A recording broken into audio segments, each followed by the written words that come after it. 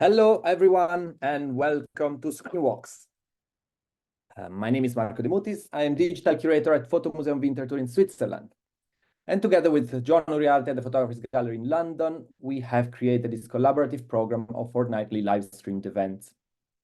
Through Screenwalks, we are interested in investigating the changing role of the photographic image in its network and digital forms. Each event is led by an artist, a researcher, or a curator who accompanies the audience to the spaces where their core practice takes place. Screenwalks can be a live performance, a peek behind the scenes of an artwork, or a guided online tour, among many other possible formats. We have hosted by now more than 70 Screenwalk events so far, and you can find video recordings of each one of them on our website and our YouTube channel, all publicly accessible for free, where you can browse through this archive through tags on screenwalks.com or through curated playlists on YouTube. Now, please remember that if you have found Screenwalks useful for your professional or personal interests, you can subscribe to folders. For €7 a month, you'll support the program and its artists, and also will get you a personalized folder on folders.screenwalks.com. There you will receive files and extra content from the artists and researchers of Screenwalks. Now, some housekeeping information. Your microphone should be muted to avoid noise disturbances. If it's still on, please mute it now. We are recording and will be archiving this event. Please use the public chat to ask questions, or feel free to send a private message either to John or to me. And hello from my side too. I'm John Uriarte, curator of Screenwalks with the Photographers Gallery. And today we are going to be navigating across an extensive archive of digital images focused on certain niche aesthetics. During the last 4 years, artist Noura Tafeche has been collecting materials in the intersection between cuteness and violence, two vectors that, even if initially seem to be disconnected, today we will see how close can be together and how they are being exploited. Her research following the mediated social exchange of kawaii warfare materials has brought her on a network research spanning from micro and tight communities to wider social media platforms. The cutification of military propaganda mixed with gaming aesthetics and social media content production logics perfectly fits on the logics of the attention economy in the times of extreme violence that we are living today. Focusing the attention on the sublimation of violent aesthetics feels sadly a very pressuring issue to address. And Tafeche will share with us her Kawayoku Inception archive, the ongoing research that led to it, and her findings while working on it. Noura Tafeche is a visual artist, independent researcher, and onomaturge. I hope that I've said that word right. She graduated in New Technologies for Art from the Brera Academy with a particular focus on the field of net art and radical entertainment. She later pursued university studies in philosophy. Her artistic journey unfolds through laboratory methods and practices, video installation, onomaturgy, and miniature drawing. Her research areas delve into the study of phenomena related to online visual cultures, the aestheticization of violence on digital platforms, linguistic experimentation, and the visual representation of speculative theories. She has exhibited, given lectures, conducted workshops such as Mediale, Disruption Network Lab in Berlin, at Archus Constal, and Archus, of course, the Design Museum in Helsinki, at Fotocolectania in Barcelona, Tomorrow Maybe in Hong Kong, Place Ville Marie in Montreal, the Triennale in Milano, and many other places that I'm not gonna list all of them together because you can find it also on our website. Noura, we are very happy and excited to have you with us today. The screen is yours. Thank you so much, John and Marco, for the kind invitation. I'm definitely excited and emotional today. As said in the very beginning of the presentation, we are going to deal with a full load of intricate, hyper niche community dealing with violence, direct expression of extremist culture, and the visual representation of this community's aesthetics. Therefore, the first things that I would love to share with the audience is the warning of a trigger warning, a permanent trigger warning that we are going to be advised for the whole screen walk that we are going to share today. So I'll start sharing my screen with you.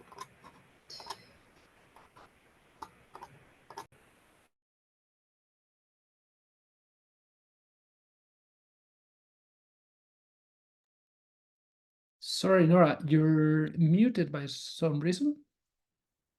Something happened while you share your screen and we cannot hear you. Now we can hear you. Okay. Sorry, I do apologize. Troubleshoot. Okay, so as said, some of the following contents are disturbing and might cause distress and shock. The kind of the contents that we are going to share today contains weapons, nudity, underage nudity, implicit violence, distress, allusion to self-harm, and even something worse. Today, we are going to delve into the project called the Kawayoku Inception. So I'll start over. Okay. The Kawayoku Inception, it's first of all an hybrid area of research that it's aiming to archive and shape under a new taxonomy the intersection between the cult of cuteness, contemporary digital warfare, gamification, and violence aestheticization. Since John said that I'm an onomaturga, which in Italian means the art of coining new words, kawayoku is an imperfect linguistic crasis, which is freely taken from the Japanese language, which includes and connect the words kawaii, which means adorable, cute, and burioku, which is the correspondent of violence in English. Warning again, the term has no pretense to be linguistically correct. It has just the aim of sounding nice and somehow reproducible from non-native speakers. To give you the first idea in a gist of how the Kawayoku Inception is looking like, I would love to share with you a video. I will going to share again the screen since there's audio.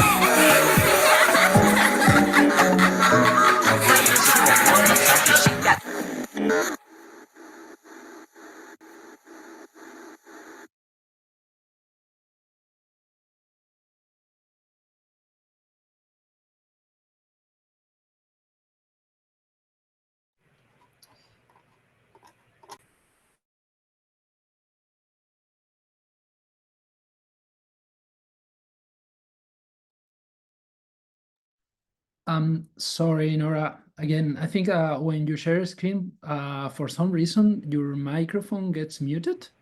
So yeah, we couldn't hear you after you shared your screen. But now, now we can. Okay, I do apologize. That's fine, no worries. Okay, first of all, the project started in 2020, and so far it reached the dimension of a large archive that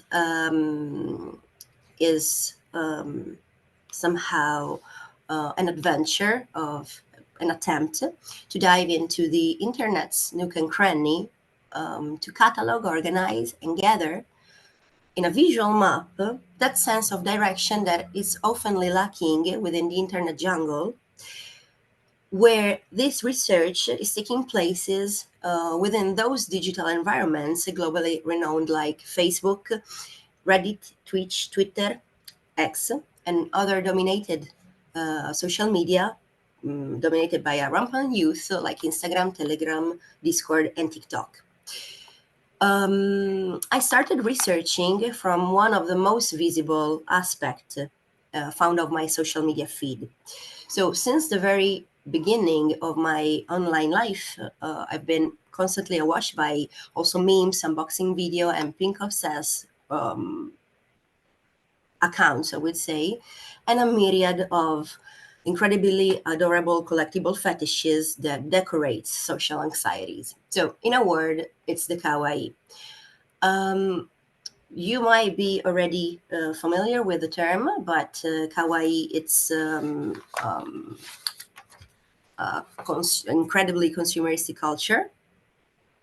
It's called also the cuteness culture related to the kawaii movement, which is representing a growing social phenomena that is both thriving on the exasperation of vulnerability, shyness, and childlike features, which is able to produce an infinite numbers of trends, moods, and subcultures addicted to consumption and commodified fetishism.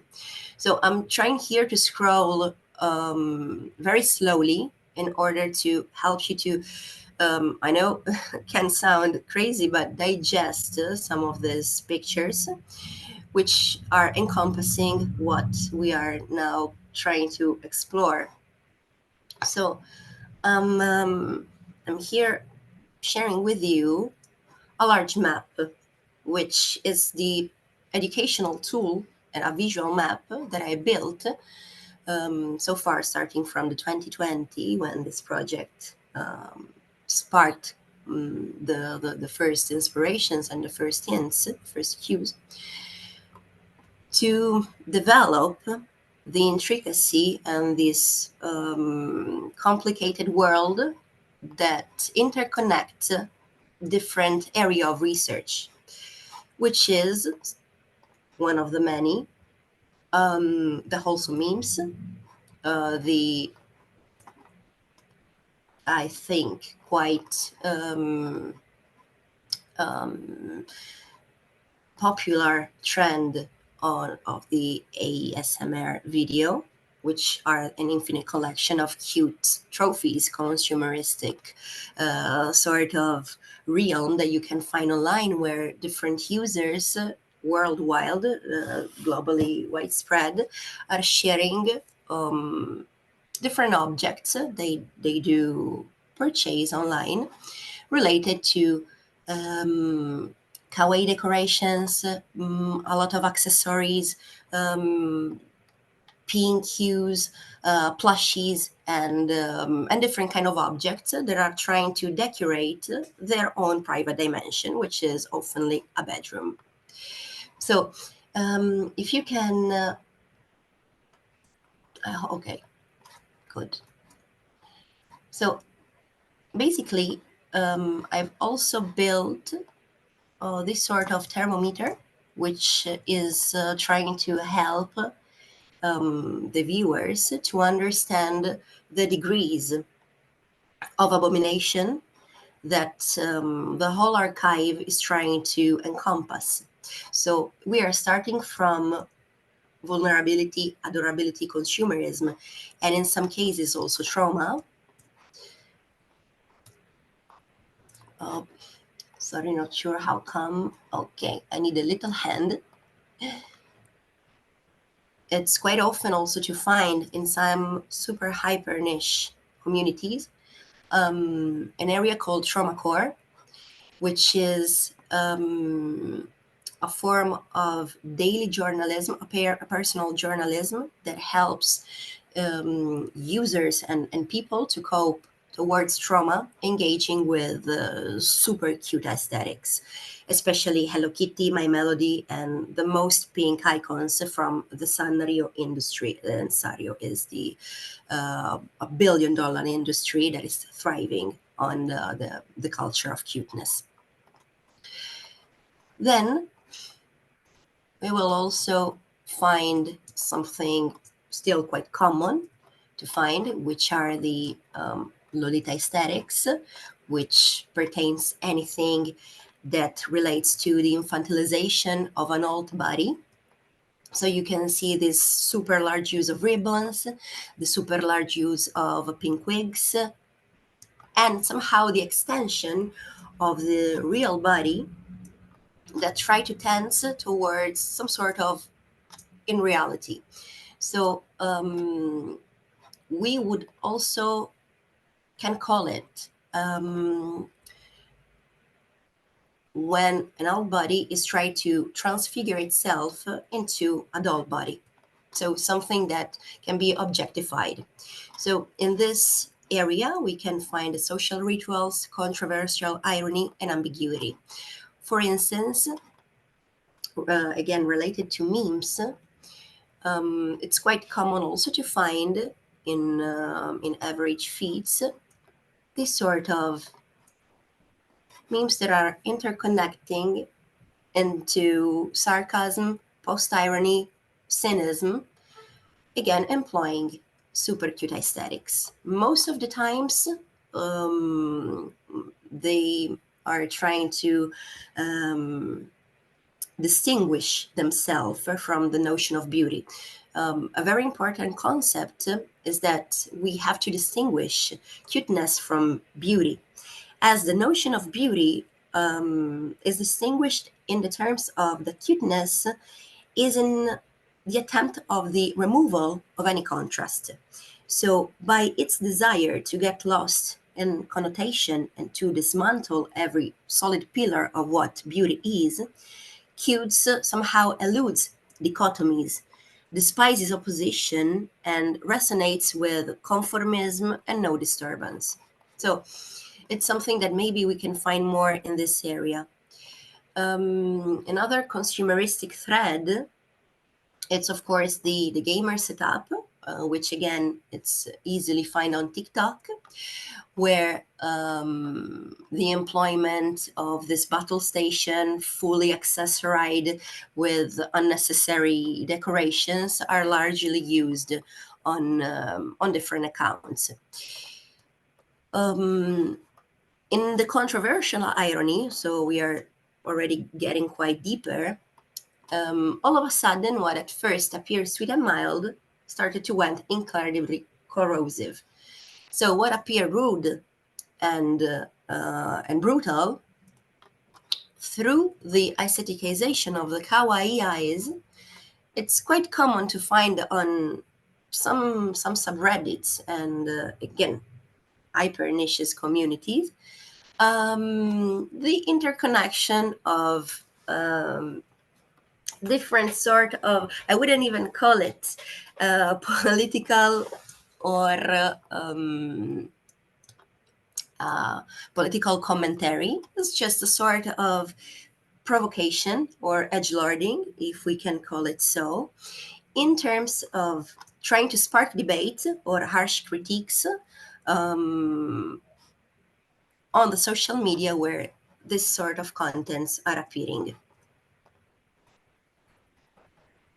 Okay, so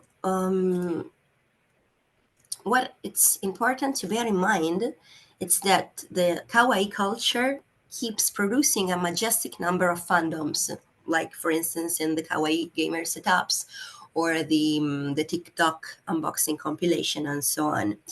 So to me, kawaii, it's a fictive metaphor of a human condition, a contemporary human condition of being vulnerable and act as a sort of sublimation of a deep emotional status through an object of affirmation of a state of need, refuge, and protection. So, trying to go deeper, we are also finding a specific interconnection in between Japanese mass-produced culture and one of the most popular that also the Western world has been incredibly influenced by, which is the anime and manga fandoms and the private idioms that we can come across when we are entering into the so-called otaku culture. So I will allow a few minutes to give to the audience the chance to give it a quick glance to this area.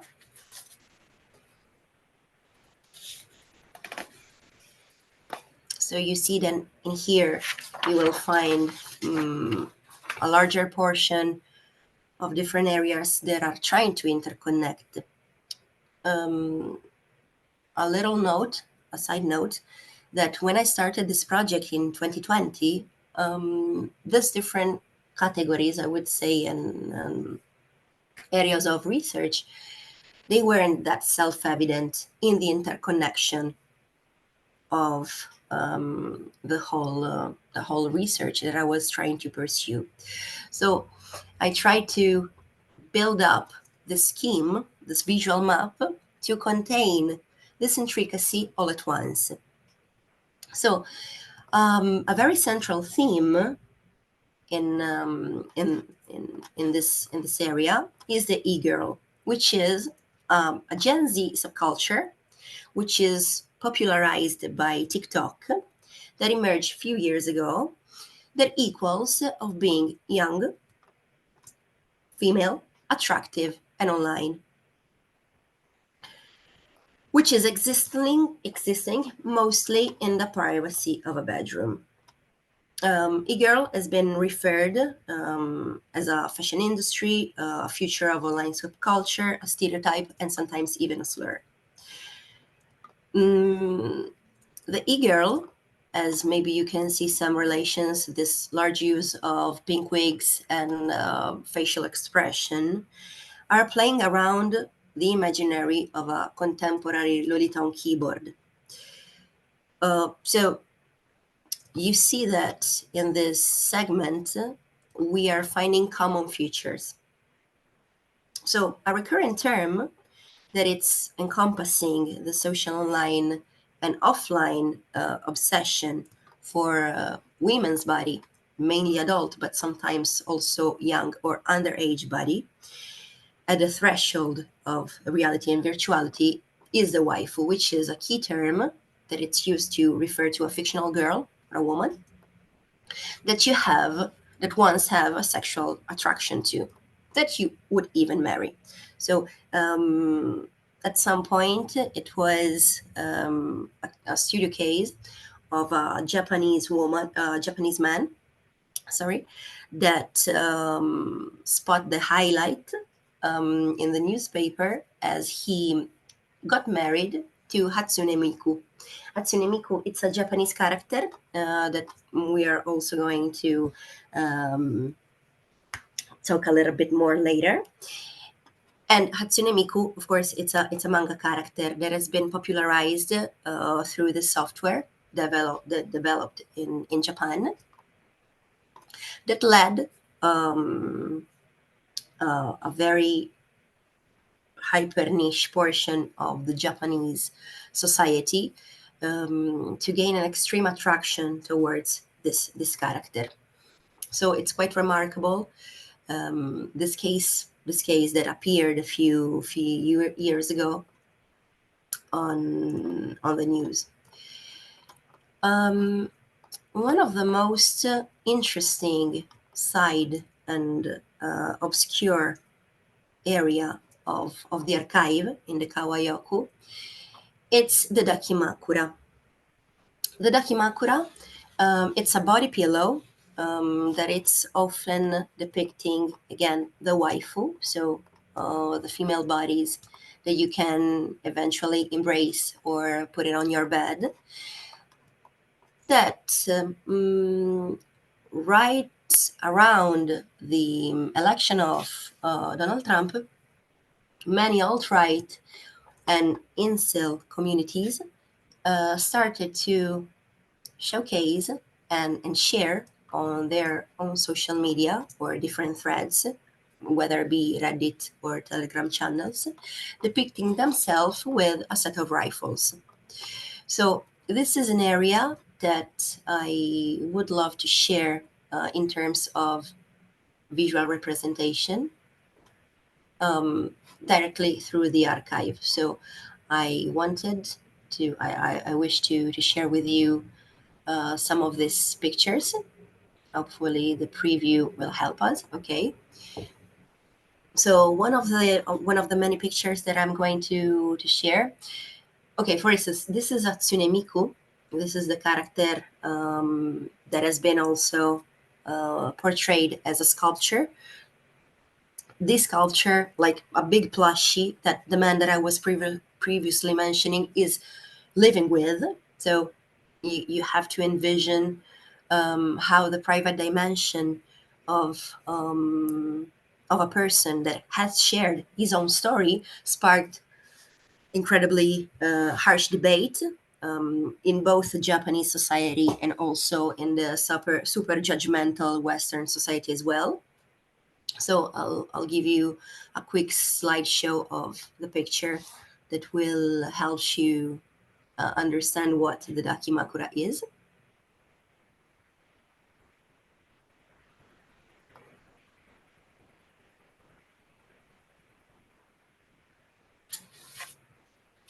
This is not a dakimakura. This is it.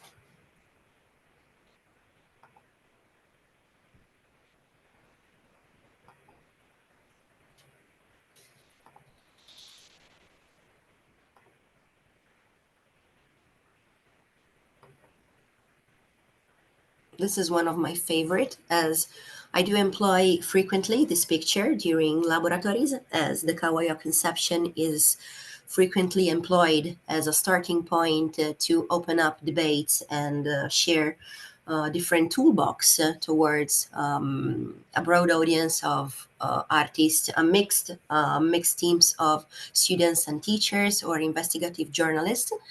And as an icebreaker game, I do employ this picture always in particular to ask questions towards this sort of images pertaining the online visual cultures. So I do sometimes ask 3 simple questions to the groups, which are what is going on in this picture. The second one is who do you think that might have taken this photo? And the third one is why, in your opinion, these images circulate on the internet.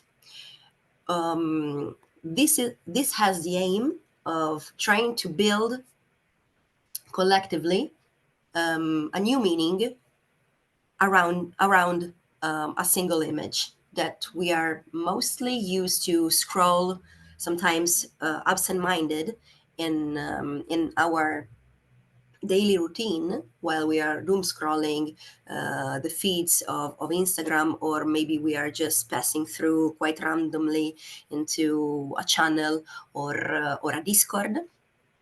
So what it's important to me through this research is try to collectivize the archive in order to ask questions towards the pictures that have been collected so far, in order also to catch a zeitgeist and try to find out what this sort of pictures are trying to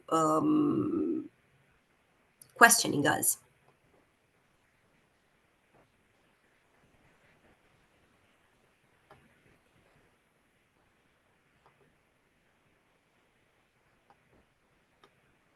So you see how the interconnection in between violence, reality / virtuality, cuteness and aggression, and somehow also rape culture, a very subtle one, but still I think that we can perceive how this visual representation is channeling a sort of suprematism. As you see, mainly are males, young males that are self-portraying themselves and sharing this sort of images in different communities. A couple of years ago, I've wrote an article for the platform Futurist that is called that has been titled "Pastel Coated Violence," that it's summarizing this topic that we are discussing today. And in particular, the dakimakura has been summed up in these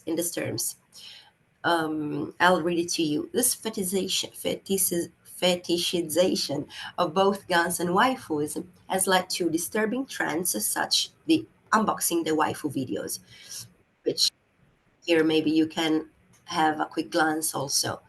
So it's for real a person, a young male that it's quite excited to share and to unbox again. So maybe it will resonate again and again, the practice and the routine of unboxing and showing to its own community. So he has almost 60,000 subscribers and over 12,000 views of this young male unboxing his waifu.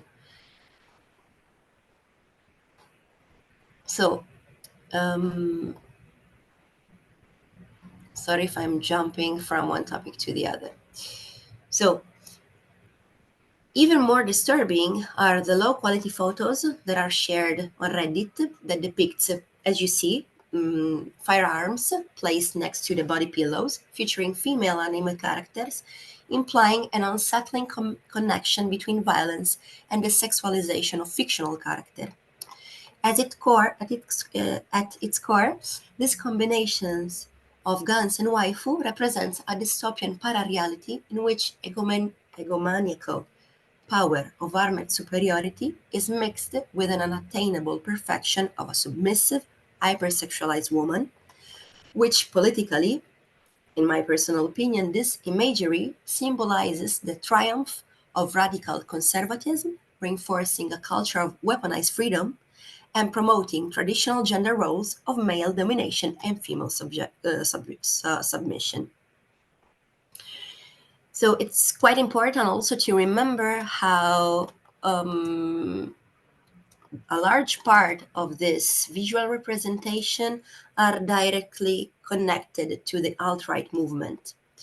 So maybe some of you would recall the Boogaloo movement, which is now banned, also, like the hashtag or the name tag, it's banned from Reddit. The Boogaloo was a movement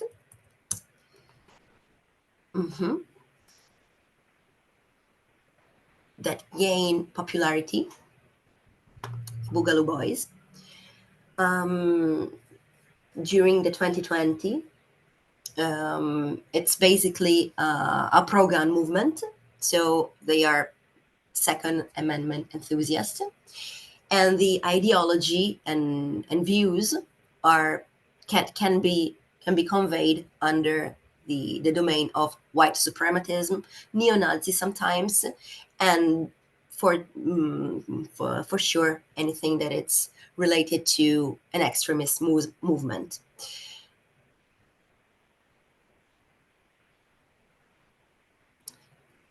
In the archive that now I've shifted into the offline one, I wanted to show you some of the Boogaloo kit. Unfortunately, I have very few of them. You can see my screen, right?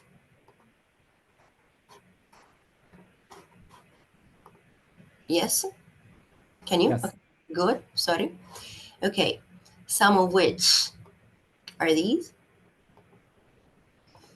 which is soon interconnecting in a very tiny details that will be incredibly important in the few minutes that I'm reaching to the point.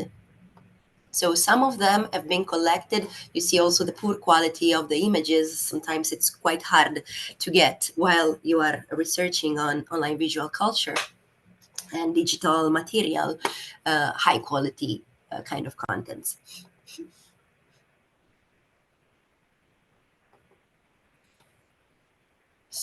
So you see a large employment of morale patches. Morale patches are, okay, this is a post from Joshua Citarella. Actually, I've never fully been aware if these pictures were staged, if they were real, or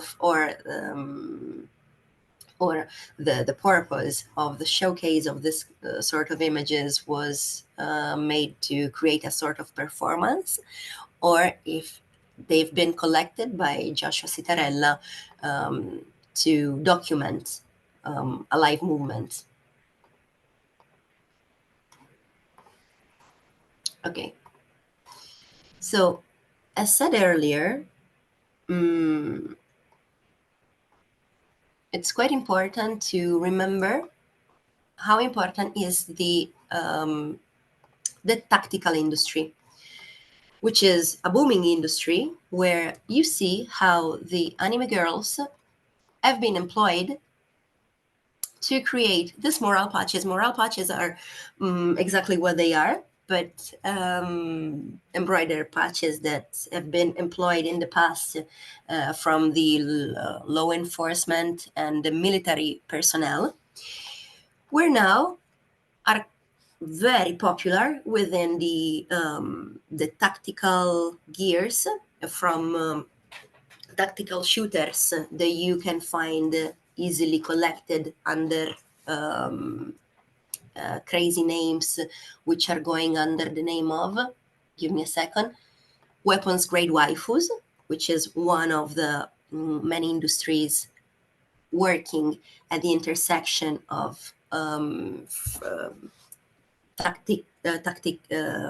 tactical shooting and this sort of patches that are extremely keen into representing female bodies, armed female bodies, that can be purchased as a tiny tag, tiny decoration that can be put on the tactical vest.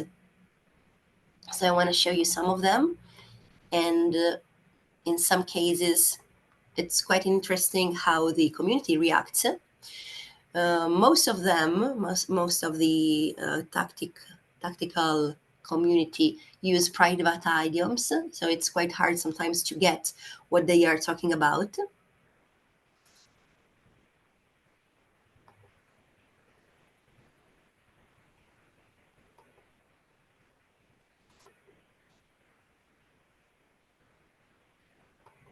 So some of them are also special editions, which are accomplishing missions or whatsoever special drops. And of course, you see the large use of the exclusivity of the women's body. So there is a full exploitation and an apologetic one as well that can be found not only in weapons grade waifus, but also from different industry that are mostly based in the United States, but it's quite used also to be found in Japan and in South Korea. So back to our map. You will see also this area, armed neko, which are cut ear girls. So as you see, a blend of innocence, cuteness, and sex. This sort of aesthetics, it's usually employed to convey particularly radioactive topics, which is pedophilia. It's very triggering how a specific publication called Guns and Girls Illustrated made a large use of childlike features bodies with a set of rifles or descriptions, very accurate descriptions of the weapons that this magazine, which is a magazine, Guns and Girls Illustrated, pardon me, it's a magazine, are trying to convey. So in the archive also, it would be significant to show you. Hopefully I'll find it at the first shot. Illustrated. Exactly. So this is a real magazine that it can be only found on eBay at skyrocketing prices. I'm not sure if it's like the magazine, it's ongoing or not, but just to give you a strong example. So basically, they are trying to document and deliver information on firearms, but to be to their point of view, to be more convincing, to be more credible, somehow, they are employing specific illustration which are depicting exactly the firearms that they are describing. So this is one of the covers.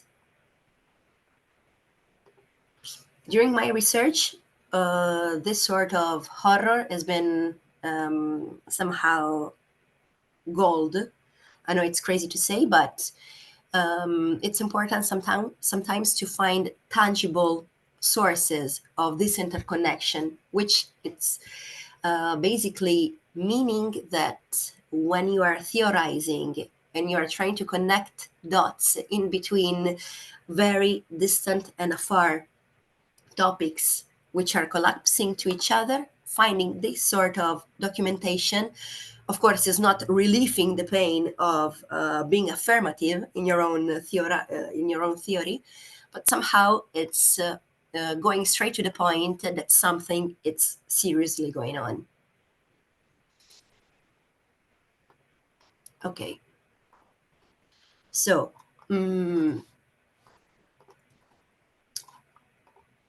back to the map.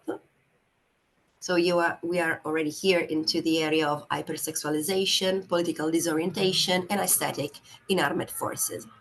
So I reached the bottom of the Kawayoku research during the 2021 when I came across the popular thirst traps that has been used by official army accounts on the social media, especially in the case of the IDF. So I would love to allow you just a few minutes to give it a quick glance.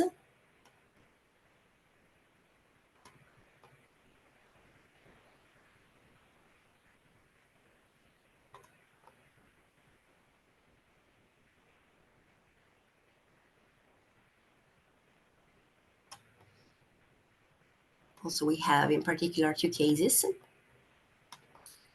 but I've been rushing. So what if we are adding a smidgen of ideological crisis and warlike propaganda to the magic spell of the interconnection of violence and cuteness?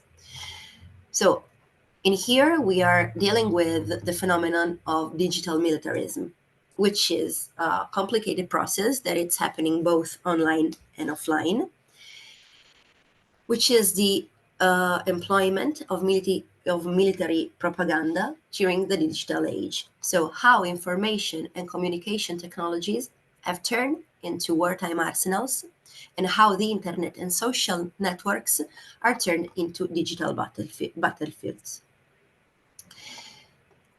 Digital militarism, it's, as said earlier, a cultural process that has been also theorized by the professor Rebecca Stein. It's a very interesting and essential, a pillar of research that you can find both in ebook and a physical copy. Has been written, if I'm not wrong, in 2015 or 2014, and it developed different case studies that actually did not go on in the last days, in the last years, more related into the newest social media and digital platforms.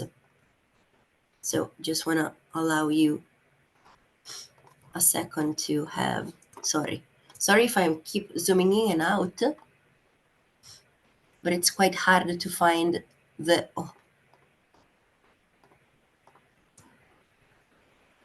right calibration. So you will see, for instance, here how the IDF, which is for sure the most equipped army on the social media. It means that the IDF, the Israeli Defense Force, it's running a multiplicity of accounts on both X, TikTok, YouTube, of course, Instagram, and if I'm not wrong, another social media, but I cannot recall exactly which one, although it's crazy enough, that it's implying that it's using the platform to rebrand itself during the most crucial wartime propaganda.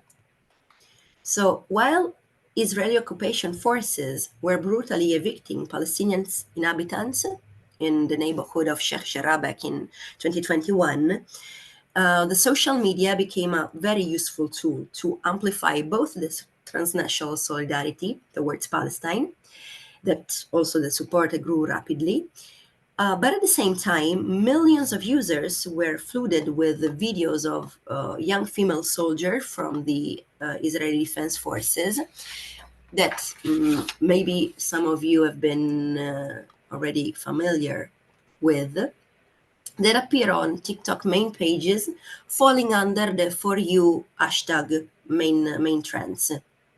So within this environment, two TikTokers gain major attention, which one of is Natalia Fadev, which is still active in the IDF, and Yael Deri, which are respectively an IDF military police officer.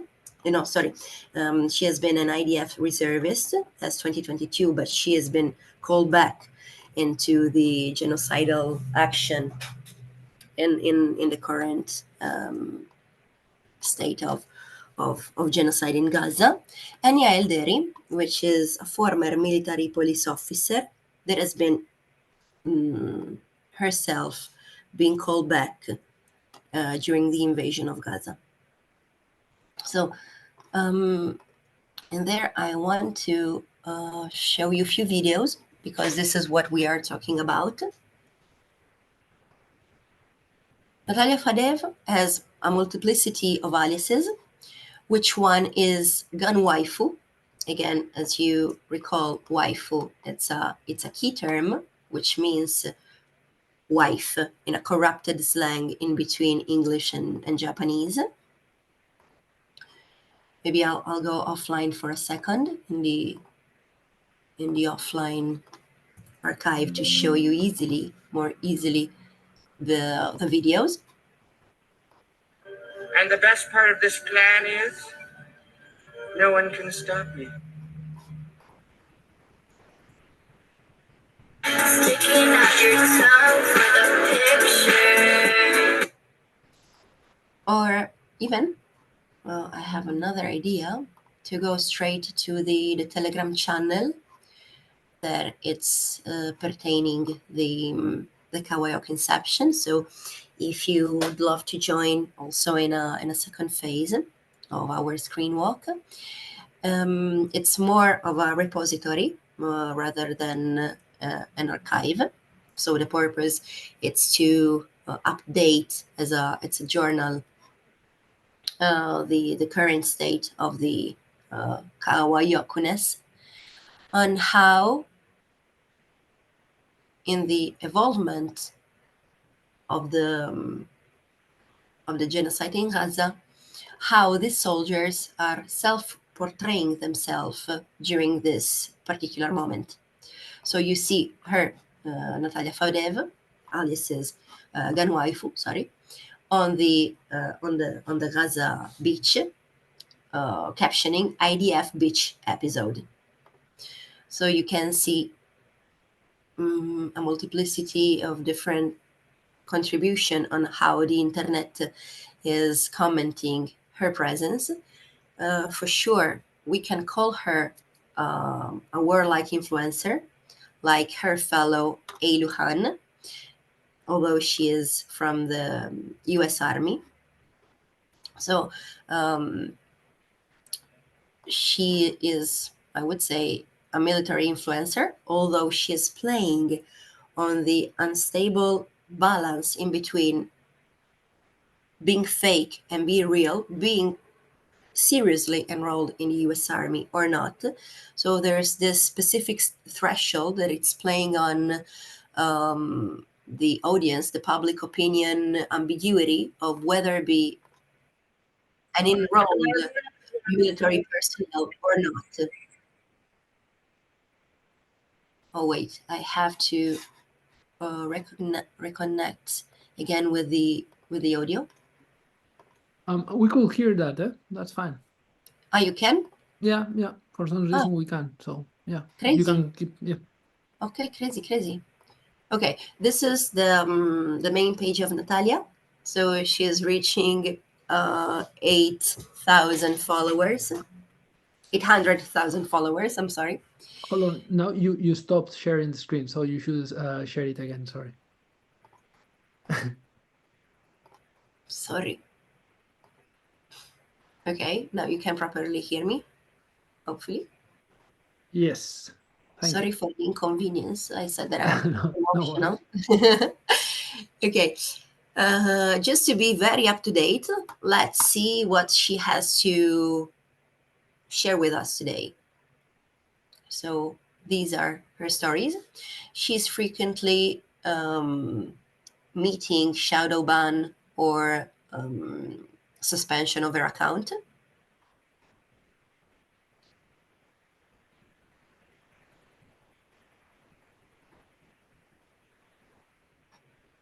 She made a collection of different stories where she is keeping like a digital diary of what we can assume is the worst piece of propaganda that you could ever experience online. So you see how the large use of makeup or filters sometimes, and the proud of employing your own body to deliver extremism and Zionist ideology, racism, suprematism, and I would say also unapologetic suprematism. So I'll go silent for a while. I just want you to have a quick glance of her own stories, that they are only 15 weeks old.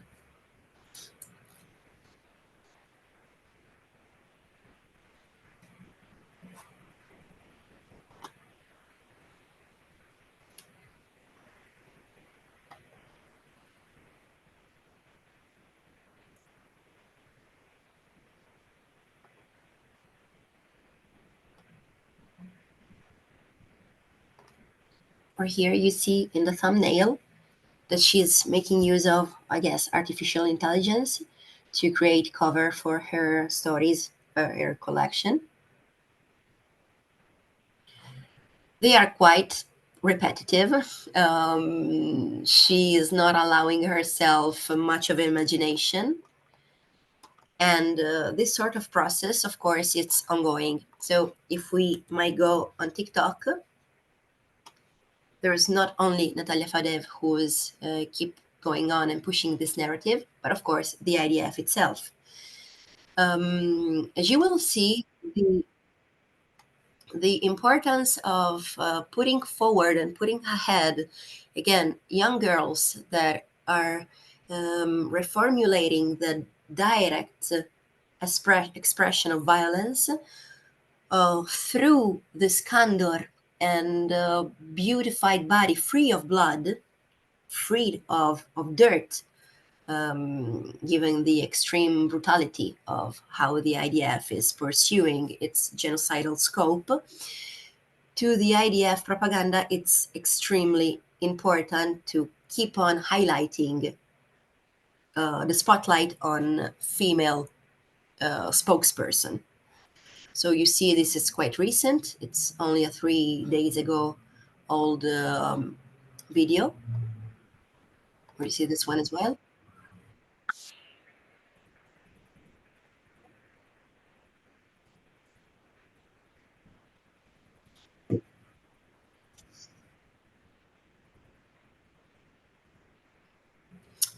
Okay, meanwhile they are keep on going, I'd love to share with you a very short line from a book that it's called An Army Like No Other by the British filmmaker Aim Zabner, which is delving into the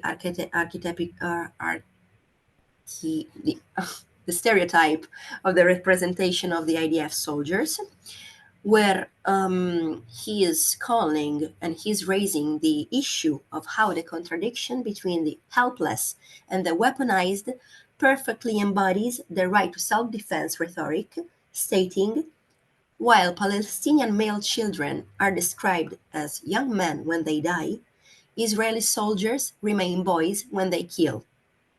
So this manipulation of facts is replacing documented right violations with choreographic lip sync dances and any sort of videos that are keep on interfering with its original meaning.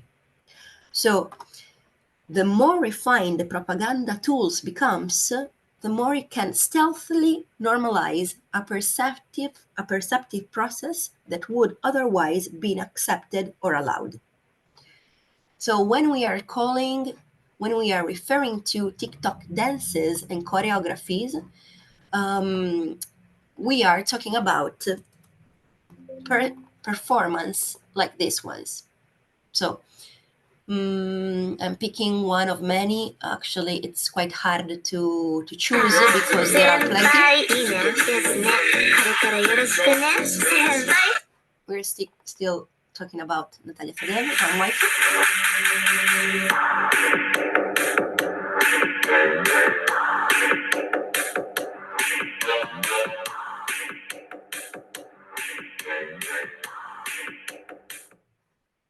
Okay, it's quite self-explanatory, or at least I hope so, because sometimes to me it's quite hard to reformulate and to help summarize.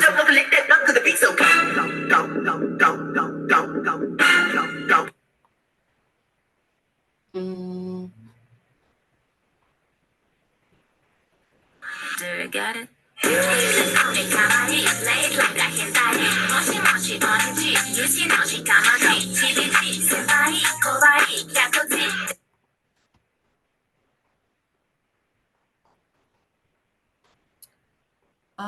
Did you hear the sound? Fantastic, because the music was singing kawaii, senpai, hentai, which are three keywords. Senpai, it's an endeavor term, an honorific term actually, towards something elder in Japanese. Hentai, it's a subgenre of manga porn, like to give you an example of hentai from the archive.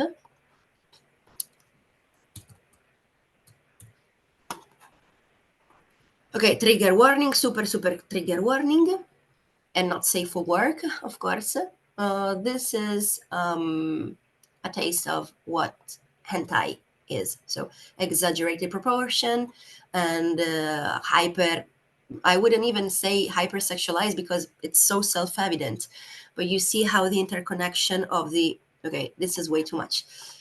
So it's better to stop. And also in the map, we found at some point the interconnection in between hentai subgenre and cosplaying. So you see how the reality, what's real and what's fake, what's digital and what's is not, can be somehow recreated even offline. All right.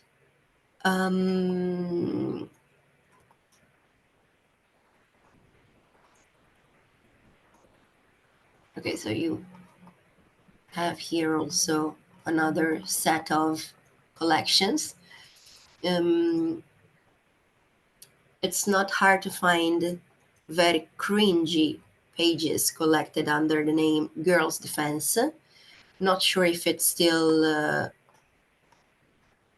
active, but during the past few weeks, I say, me and a fellow researcher that I will talk about in a minute, we double-checked if this page was updated in terms of how the IDF propaganda was making still use of this page to showcase their female soldiers. But we find out that the page started, ended its own activity on January the 6th, the past year. So you see, we are not just talking about isolated cases, but a trend, a self-generative propaganda machine, as I call it. So it's the urge of being and going viral that it's helping the process to thrive somehow. Okay, here again we have a younger Natalia.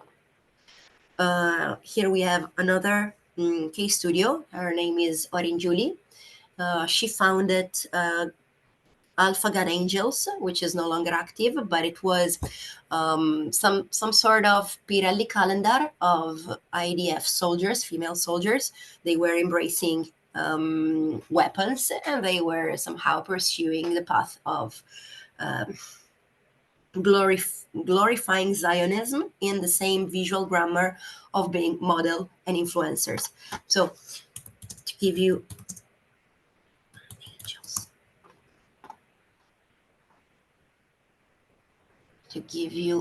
a very quick taste, these were the Alpha Gun Angels. I know you won't recognize her, but she is Natalia, pre-surgery, I would say, because she definitely switched her countenance over the years. Also, for anyone who can be interested, Sophia Goodfriend reported in an article the activity of Alpha Gun Angels that, as said earlier, is no longer active. So if you... what was her name? Goodfriend. Okay. Naked Gun, exactly, on Jewish Currents. Given the elusive nature of the archive, the majority, not everything that you are seeing now has been stored online and offline, as long as the documentation, articles, even scientific papers, academic papers, and whatsoever that can can bestow to this research can also provide a literacy. So it's not only related to pictures, to aesthetics, to images, to trends, and to screenshotting this material, but it's also trying to sustain and to help and complement this research through the work of investigative journalists or even artists and freelancers that are trying to cover as much ground as they could at the intersection of these super intricate areas.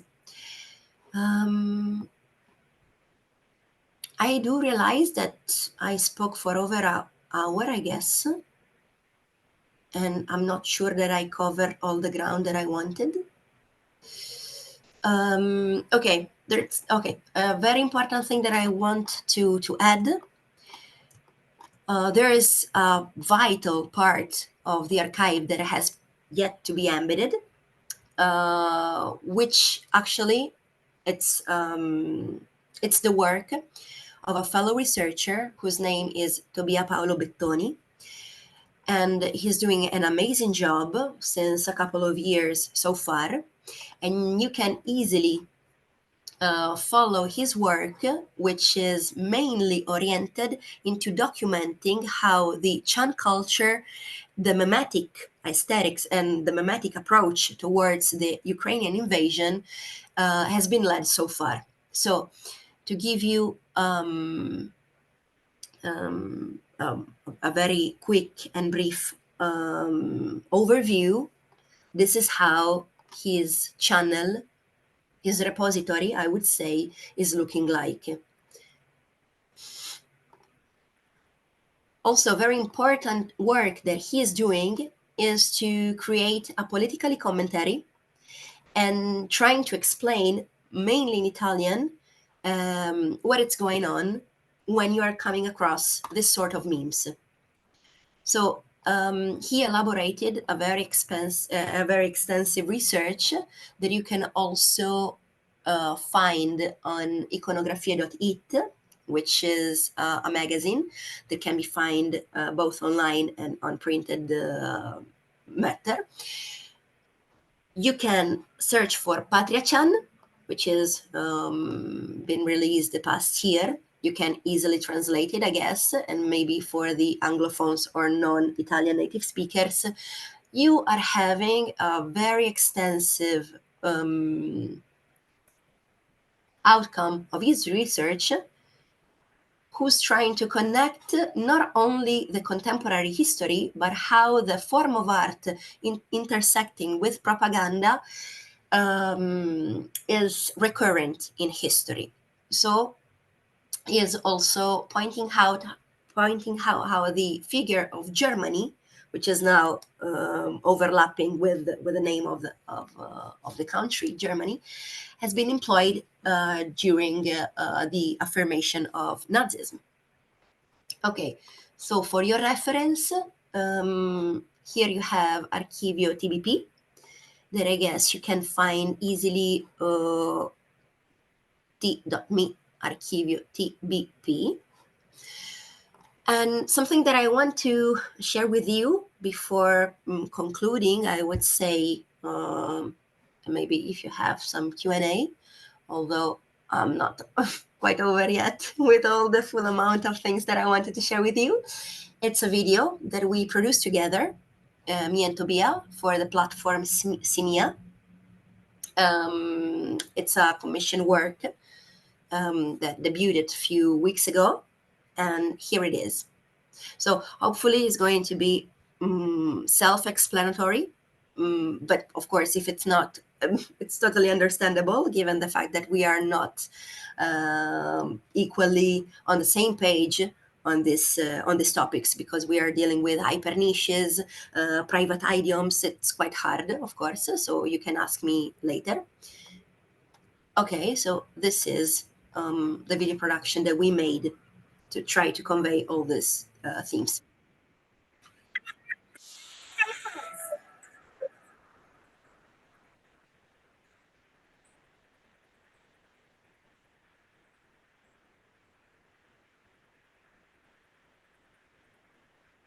I hate to interrupt, Nora, but we cannot hear the sound. Oh, sorry. Yeah, So you sorry. may. I hope hope in the post-production this that pause is going to be deleted. No worries, that's fine. Okay. Yes.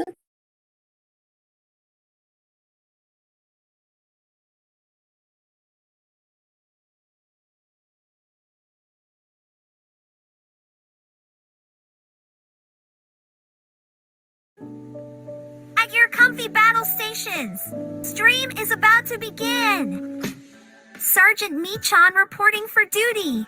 So guys, about today's FPV drone combat footage reaction and review, it has been rescheduled to tomorrow. Why? Because I have a special announcement to make. As you all know, Operation Pillar of Kawayoku just begun. And to celebrate it, I teamed up with my friends at Tactical Waifu and Raifu Faction. We are launching a limited capsule collection of morale patches featuring the cutest army of the moment.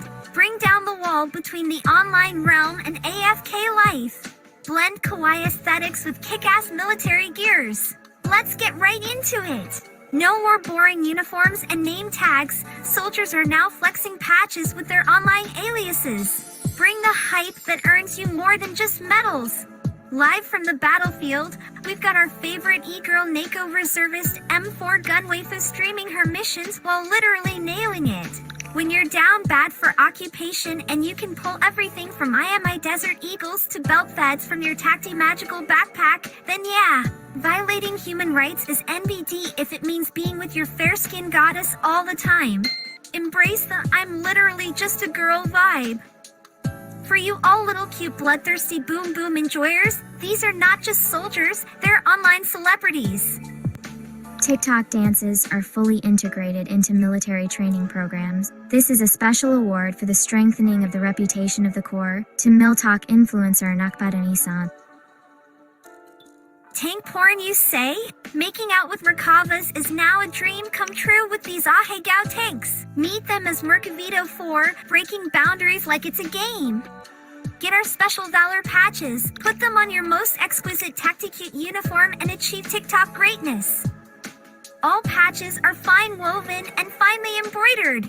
The line between warfare and gamification has been redesigned. Stay tuned for our next drop, wireless kitty ears light ring with surge flight controls that follows you during your military operations. Spot a light on your face, boot. And don't you forget, your battleground duty is your online duty.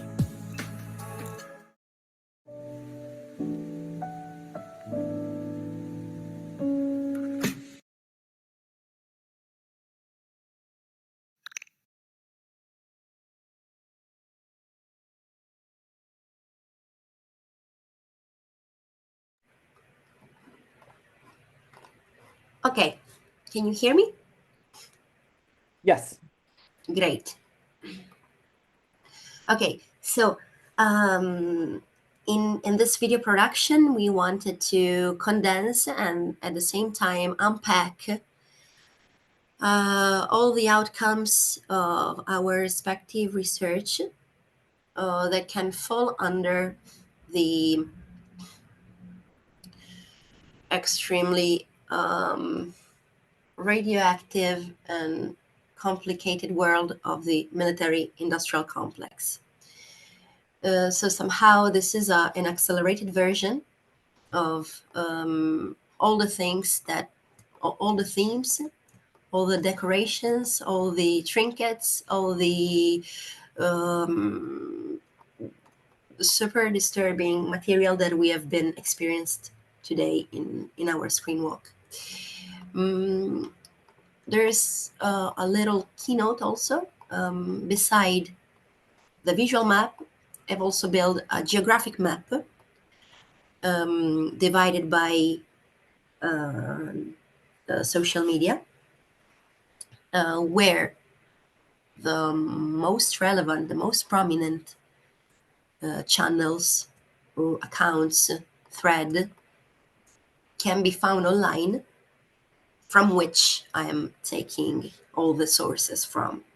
So for instance, there is a list of also documentary or commentary, for example, the Hyper Waifu, Belle Delphine and the Razor of Paraporn.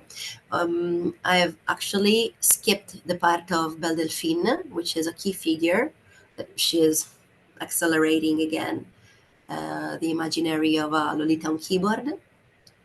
She's quite famous for being dubbed as the greatest troll on the internet back in 2021, if I'm not wrong. So she's making a large use of impish attitude, complementing gun and weapons glorification, where you can, as you can see here in this part, there's actually a video that can be, I guess, be found online. It can, whose name is Plushy Gun, I guess can be banned. Not sure. Let me check. Plushy gun. No, okay, has been removed. Reason why it can be found in the archive.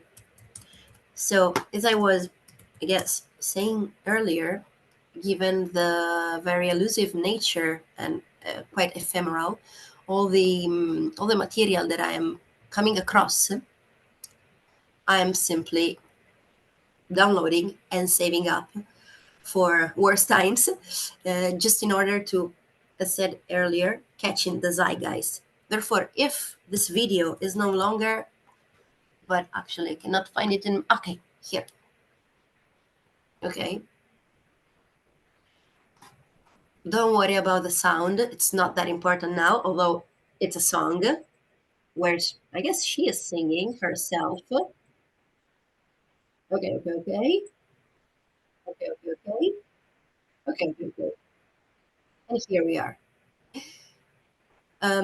So, as said earlier, given the ephemeral nature of what I'm researching on, it's quite important to be, how can I say, tempestive. I'm not sure if it's English, but be right on time in saving up the sources, the original sources, in order to present them or remembering them for worse times, to in the attempt of tracing back a phenomenon that, as said earlier, it's not self-evident. Maybe now it is, but when I started the research, it wasn't that much, and it was quite an adventure to understand how to catalog, how to frame, how to portray, how to describe, and how to, I wouldn't say justify, of course, but to give a shape of this horror.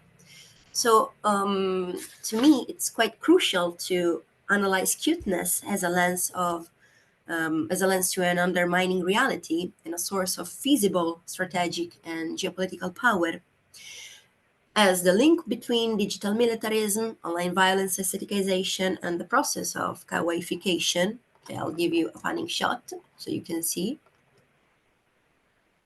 Maybe there's something. Oh no, oh, nothing interesting at the very. It's ended. This process is quite uneven. It's not linear, it's discontinuous, and as said earlier, it's elusive, and it's keep evolving under current.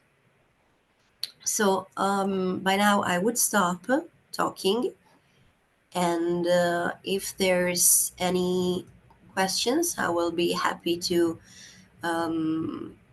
answer. I hope briefly, not as much as I took for explaining you and breaking down this abomination. I know it wasn't pleasant, for sure, but I hope that you bared with us so far. Thank you. Maybe I can stop sharing the screen. Yes? Yes. Sure.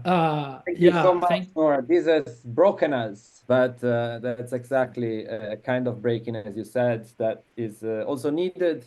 It has opened up a lot of like difficult space of representation that are very important and very relevant. But yeah, with John and with you, we both agree. Like, yeah, it's tough. It's a lot to take in, and it's difficult. It also leaves us very hopeless in a way, because it takes away many of the things that we perceive as harmless or even giving comfort. Everything is turned into a propaganda, a hate and violence. Maybe that's my first question. You have like a message of hope after all of this research? Is there like a space for resistance? Of course, the research you're doing is very, very important, and I would say it's an important part of the resistance. You also have like examples, apart from also the other researchers you mentioned, of things that we can think of to counter this violence and propaganda that we've seen. Thank you. It's the most important question, I guess, because after you are watching or assisted, like yes, experiencing firsthand, although it's quite first time, maybe it's not the right word, but still, when we are experiencing on our cell phones in our own lonesome dimension, when we are scrolling, it's really important to collectivize the experience. Reason why the most important outcomes, whatever the project is based on, I do believe is laboratories, workshops, debates, anything that can cross the dimension of the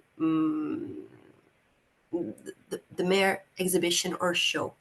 So engaging with a community, whether it be directly involved or not in these topics, to me is crucial, because sometimes also I am asking to myself, is researching and bringing to the surface the depth of this maniac, super lunatic horror will amplify the abomination, or if it's promoting or accelerating the proliferation of disinformation and digital chaos. My answer can be yes and no. Like, the internet phenomena are growing their own visibility in proportion to the community who wants to believe in this egregore. But at the same time, somehow I do reject any perspective that can deem this debate as an act of parasitic favoritism to a serious issue. Not sure if I'm making myself clear enough, but the question... You said parasitic? Yeah, it means that my own work, like I do this project exists because of dramatic events. So cataloging, archiving, documenting, pursuing the goal of being always quite super attentive of what's going on Natalia Sfadev Instagram stories, or if the other soldiers is no longer enrolled in the army whatsoever, means, I would say, somehow being parasitic, because I have to being somehow attached and engaged to these materials. And of course, I'm not hoping that they will thrive in any way, but what sort of implications and visual impact and consequences we can foresee if this phenomena would no longer be remembered. If after a couple of years, what happened and what we experienced randomly or by accident while we were just scrolling can be only reminded as internet cringe, edgelording, or something just weird, because the impact is real. So my answer is the participatory process, which means that creating DIY tools, providing analysis, or create a compass in a very compass lacking environment, to me, it's a form of resistance. It's a form of critiquing and subverting in the way to face or rub against these topics, and do not let them fall down into the realm of, oh no, it's just weird, it's just very weird, but that's it. It's usual on the internet, no? It was a moment. It was a phase that we went through. Yeah, exactly. Yeah, exactly. Something just, it's a transition between something awful and something worse. So this project in particular, laying its own foundation in the artistic and somehow pedagogical practices with no pretense of being educational, is just an experiment in trying to create collective spaces for debate related to what we are experiencing alone, and somehow quite hard to decipher. Yeah, and just a very quick follow-up question, because I think also what we take, like at Photo Museum and the Photographer's Gallery, we're a photography institution, right? And so there are tradition of reading the images, the semiotics of images are here completely useless, right? Like that there are all of these subliminal messages, or all of these ways in which the representation of the image is somehow failing us, or there needs to be a new way of rethinking the way that we read all of these images. And the other thing that I was thinking, it seems to me like many of the ways in which images are drawing our attentions existed before, right? Like cuteness is not new, or like enraging audiences is not new.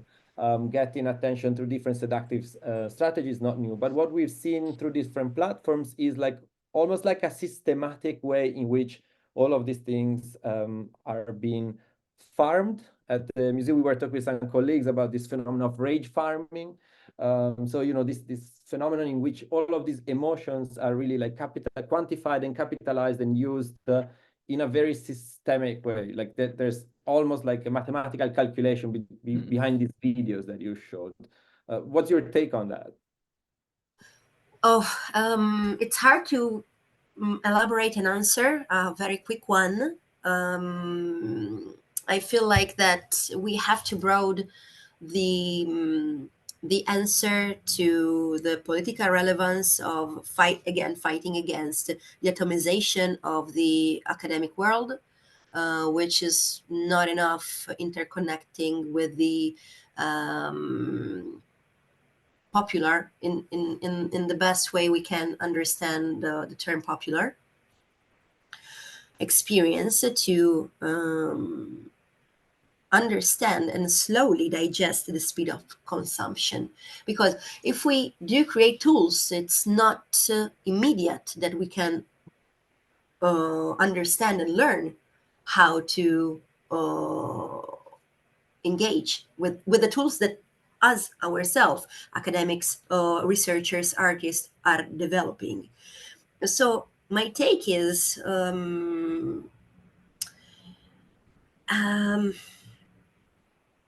that the critical thinking that we are trying to applying to the ambiguity of the unconventional propaganda strategies and so on, it's apparently never enough. Like I've always have the feelings that we are always one step behind.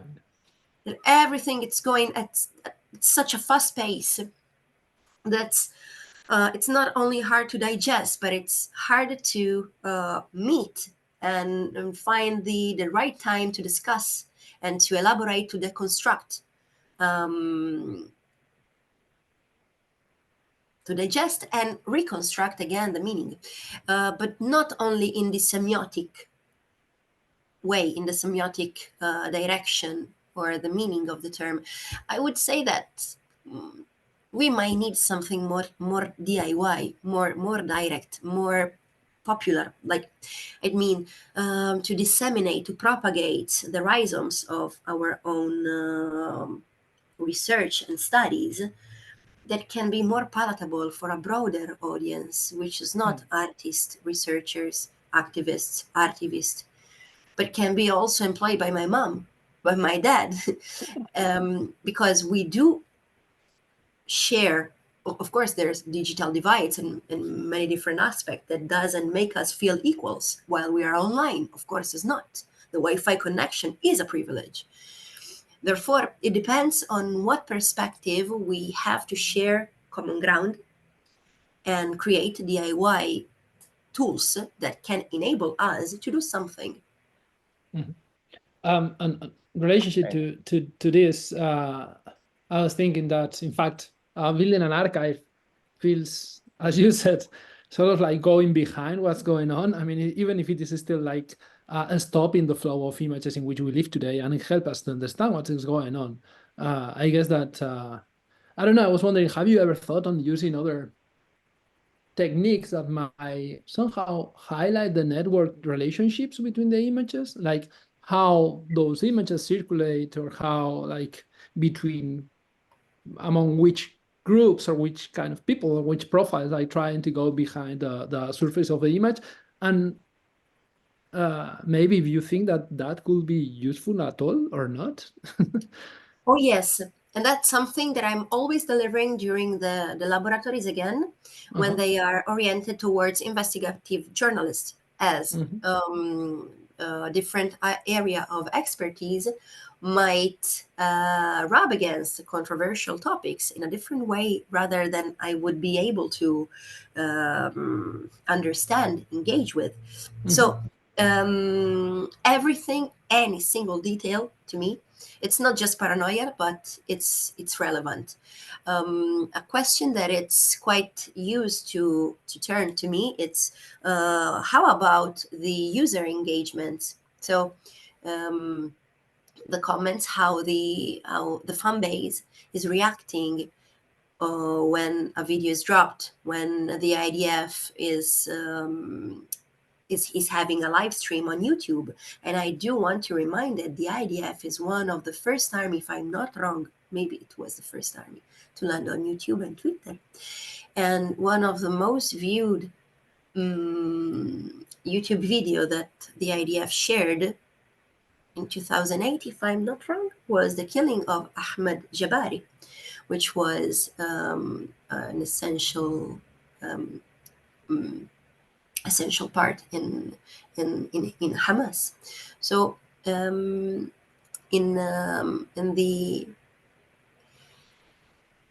the experience of scrolling down the comments of how the average users is reacting, it's incredibly similar to the football reactions, the football fandoms. So you are participating with faith, with the strong belief that what has been showcased so far from the IDF, it's public information, it's a public service that you are doing towards the Zionist community, which we can call it Zionist fan base.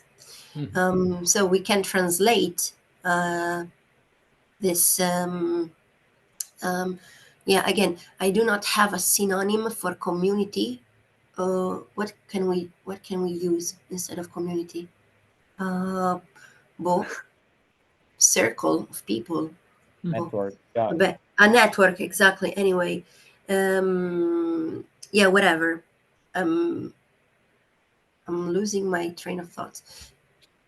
Just to make you understand that there are so many point of view, there are so many details to take in count. But the thing is that we all need a very strong network to intersect our own area of expertise or interest, and eventually expand branches of research. Because, as I always say, I'm only one. I've pursued this research. I've collected these images on my own, which led me to therapy. It's not a secret to anyone, and it's quite important also to speak about the aftermath of what's the weight, what's the implicacy and the consequences of undertaking such path while meanwhile you are accomplishing your research, which actually started completely out of nowhere.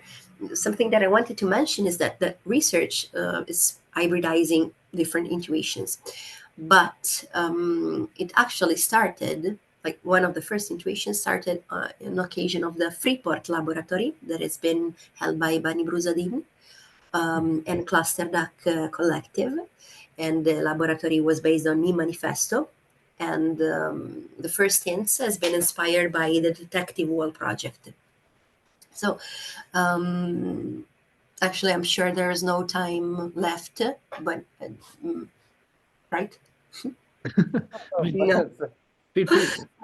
No, that's actually there's anything that can be found on my website.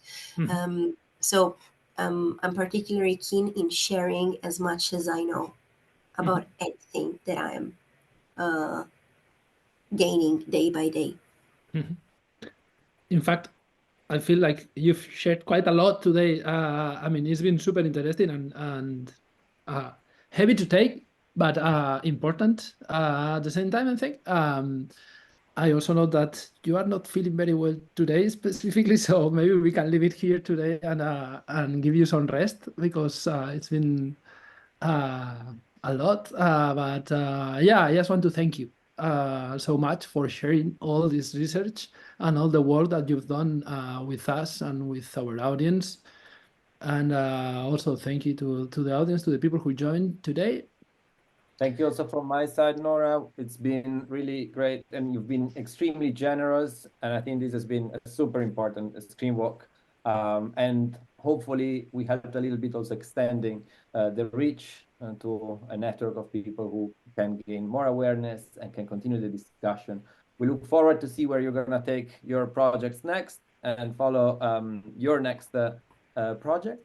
And thank you to the audience. We're going to be back not in 2 weeks because there's the 1st of May, which is a holiday, so we're going to skip. And we're going to be back in 4 weeks with Sam Lavin.